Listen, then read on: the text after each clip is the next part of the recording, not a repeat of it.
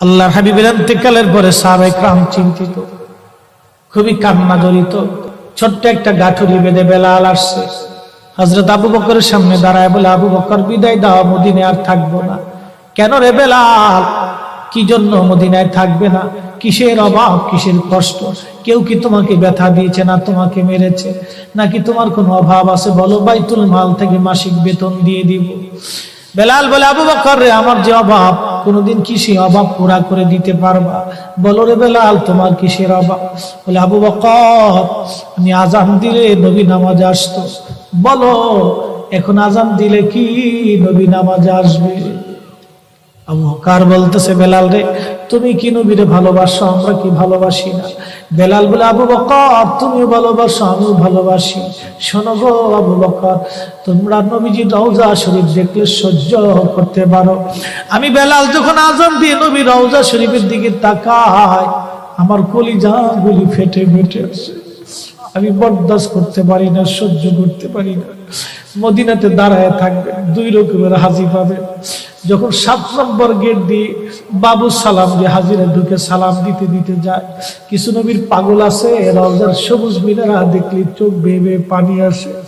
রওজা শরীফে ঢুকলে তারা হাওমাও করে কাঁদতে থাকে, আর মতুয়াগুলি খালি ধমক দেয়।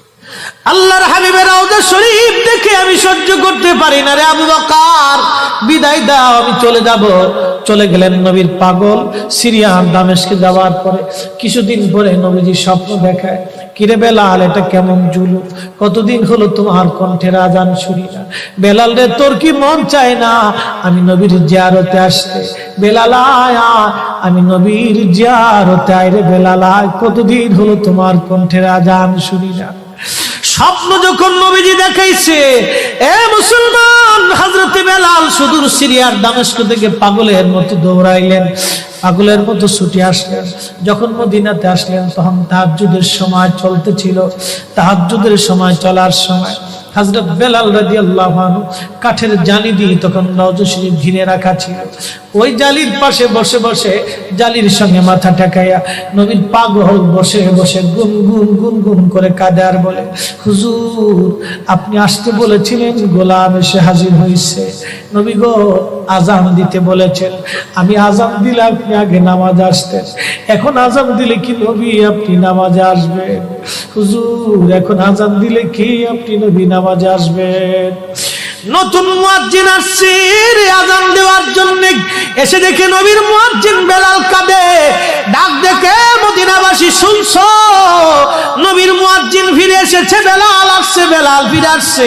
এই কথা শোনার পরে সব সাহাবী ঘর থেকে বের হয়ে দৌড়ায় এসে দেখে বেলাল কাঁদে। সাহাবীরা বলে, বেলাল আজান দাও, কতদিন হলো তোমার কণ্ঠের আজান শুনি না। বেলাল আজান দাও, কতদিন হলো আজান শুনি না রে বেলাল। বেলাল বলে, সাহাবীরা রে, আমি আজান দিলে কি নবী নামাজে আসবে বলো?